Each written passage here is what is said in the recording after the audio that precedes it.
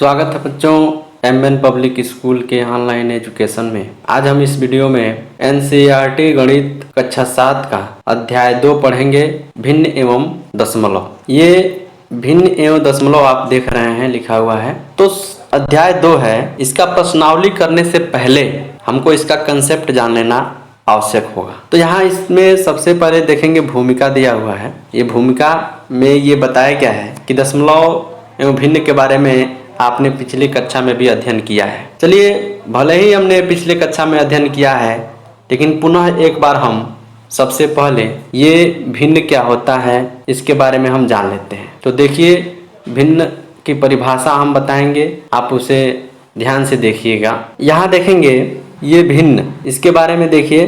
भिन्न जो है एक संख्या है जो पूर्ण के किसी भाग को दर्शाती है। एक बार समझ लीजिए, भिन्न एक संख्या है जो पूर्ण के किसी भाग को दर्शाती है। भिन्न दो पूर्ण संख्याओं का भागफल है। भिन्न का एक उदाहरण 3/5, जिसमें 3 अंश कहलाता है और 5 हर कहलाता है। यहाँ पे आप देखेंगे ये 3 और ये 5, 3 अंश है और 5 हर है। इसको मैं एक बार यहाँ पे आपको समझाने का प्रयास कर रहा हूँ, ध्यान दीजिएगा। यहाँ पे लिखा है कि एक संख्या है, यानी कि भिन्न एक संख्या है जो पूर्ण के किसी भाग को, वृत्त यहाँ पे मैं खींचा, मैंने इसको 4 बराबर भागों में यहाँ बांट दिया। ये एक भाग ये, एक भाग ये, एक भाग ये और एक भाग ये 4 भाग हो गया। अगर हम इसमें केवल इस भाग की अगर बात हम करें, जो मैं ये रंगीन कर रहा हूँ, इस भाग का मान कितना होगा जो मैं ये कलर कर रहा हूँ, तो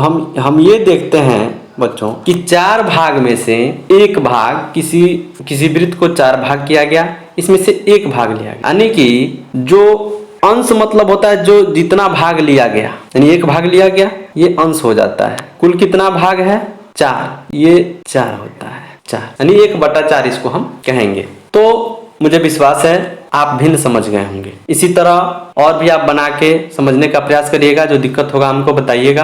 अब भिन्न के प्रकारों की बात की जाए तो यहाँ आप देखिए, भिन्न के प्रकार के बारे में हम आपको बताएंगे। ये उचित भिन्न होता है। उचित भिन्न को सम भिन्न भी कहा जाता है। यहाँ पे लिखा है उचित भिन्नों के अंश का परम मान उसके हर के परम मान से कम होता है। यानी कि हम सीधे सीधे कह सकते हैं कि वह भिन्न जिसके अंश कम हो, हर अधिक हो, तो वह उचित भिन्न या सम भिन्न कहलाता है। जैसे मान लीजिए 1/2 हो गया, ये 1/2, या हम 3/5 लिख देते हैं, ये 3/5, ये उचित भिन्न या सम भिन्न कहलाएगा। चलिए, हम इस जो भी बनाए लिखे हैं इसको मिटा देते हैं और फिर हम यहाँ अब विषम भिन्न समझेंगे। ये विषम भिन्न। अब विषम भिन्न क्या होता है? ऐसा भिन्न जिसका अंश का मान अधिक हो और हर का मान कम हो, तो वह विषम भिन्न कहलाता है। अब जैसे मान लीजिए हम लिख देते हैं 5/3 लिख दिए। तो आप यहाँ देख रहे हैं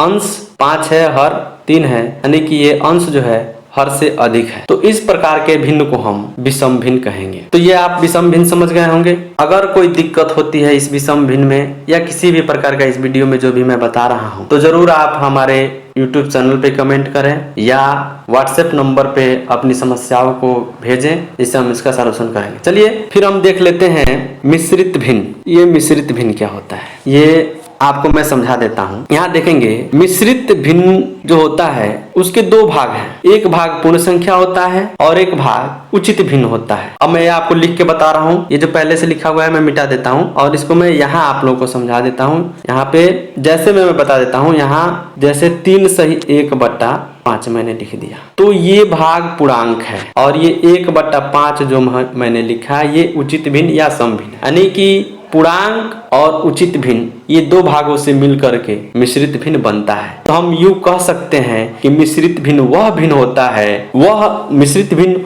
वह उचित भिन्न होता है जिसके साथ पूर्णांक जुटा हो। एक बार पुनः सुन लीजिए, मिश्रित भिन्न वह उचित भिन्न है जिसके साथ पूर्णांक जुटा होता है। जैसे ये उचित भिन्न ही है ना, ये 1/5, इसके साथ 3 पूर्णांक जुटा हुआ है। तो आप ये मिश्रित भिन्न भी समझ गए होंगे। अभी मैं आपको विषम भिन्न बता ही दिया हूँ, उचित भिन्न बता दिया हूँ और ये मैं भिन्न के बारे में भी बता दिया था। चलिए, अब बच गया है तुल्य भिन्न। ये तुल्य भिन्न है, तुल्य भिन्न के बारे में बताना है। तुल्य भिन्नों की राशियां समान होती हैं। अब ये राशियां समान होती है, इसको कैसे समझेंगे तो थोड़ा ध्यान दीजिएगा।